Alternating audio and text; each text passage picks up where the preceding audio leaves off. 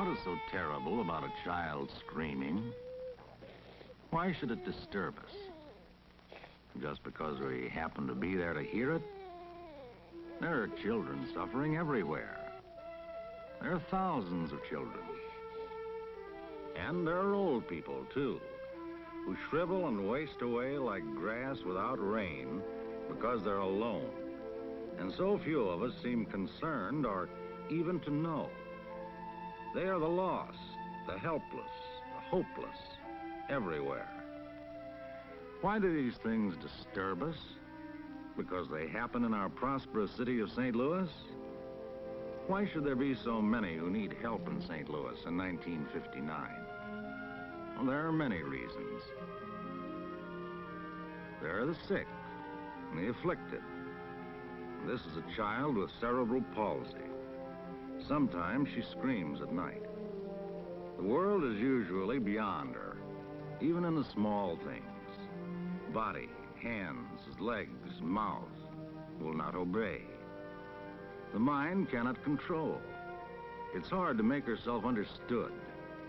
She cannot, without help, without love, without training, do many of the simplest things every child takes for granted, never even thinks about. With care, money, professional training, with the new techniques, there is hope for the victims of cerebral palsy. Without these things, the world is just too much. Who else needs help in Greater St. Louis in prosperous 1959? In the center of the stream, the current is swift. It is not for eyes and legs that have grown weak, and hands that shake. Things slip past. The world falls gradually away, and sometimes it's hard to realize that they're gone. Savings, livelihood, friends, loved ones. Families scatter, or are too poor to help. There were days, but that was long ago. Where'll he go? Who needs an old man? Even in civilized St. Louis in 1959, prosperity is for those who have money or can earn it.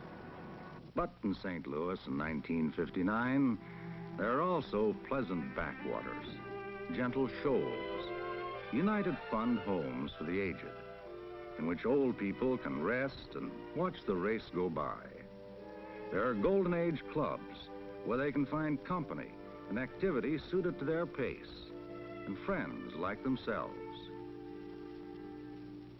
Who else? Who else cries, however silently, for help? Those who are crippled in different ways, who must live in the jungles. For man makes his own jungles, at least as cruel as nature's. In any jungle, man-made laws don't count for much. You can't survive alone. You have to run with the pack.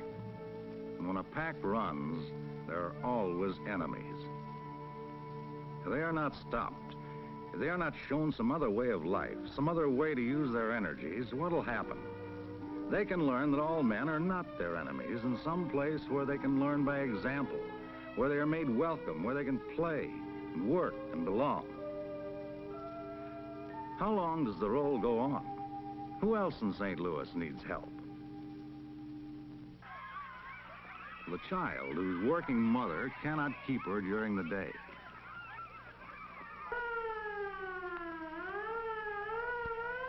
The individual disaster.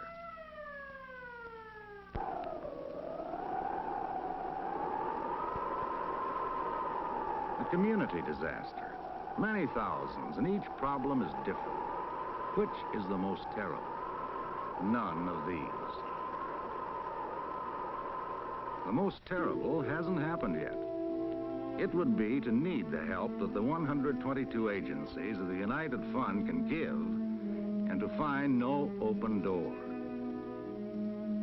no willing ear, no outstretched hand. What would happen then?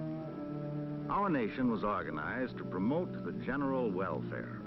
Our religion says, love thy neighbor. How will it be with nation, state, and religion if we prove these ideals to be lies? How would it be with our city and our homes? A great dramatist has defined the essential element of tragedy as being that which could have been prevented. If a child should die from an unpreventable and incurable disease, and there was no way she could have been saved, then it certainly would be a very sad and terrible event. But if that child could have been saved, but for our neglect, or our laziness, or our lack of generosity, then that is a tragedy. Don't let these tragedies happen in St. Louis. The 122 agencies of the United Fund are ready, experienced, and eager to help, if you will only back them up. Please give till it helps. Please give your fair share, at least an hour's pay per month. Please do it now.